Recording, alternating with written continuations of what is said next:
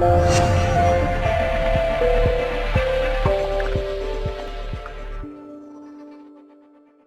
Diabetes Part 1, we discussed what diabetes actually is. In this second segment, we're going to talk about the testing that you got to get to see if you have this deadly disease.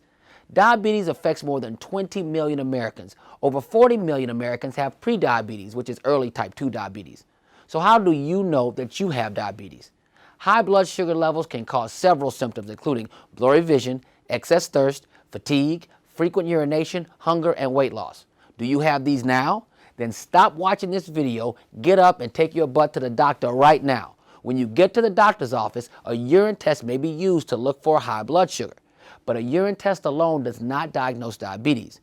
Your healthcare provider may suspect that you have diabetes if your blood sugar level is higher than 200 milligrams per deciliter. To confirm the diagnosis, one or more of the following tests must be done. Fasting blood glucose level. Diabetes is diagnosed if it's higher than 126 milligrams per deciliter twice on 2 occasions. Levels between 100 and 126 milligrams per deciliter are called impaired fasting glucose or prediabetes. These levels are risk factors for type 2 diabetes.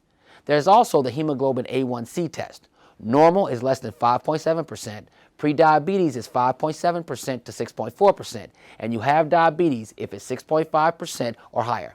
You can also have the oral glucose tolerance test. You have diabetes if your glucose level is higher than 200 milligrams per deciliter after 2 hours. This test is used more often for type 2 diabetes.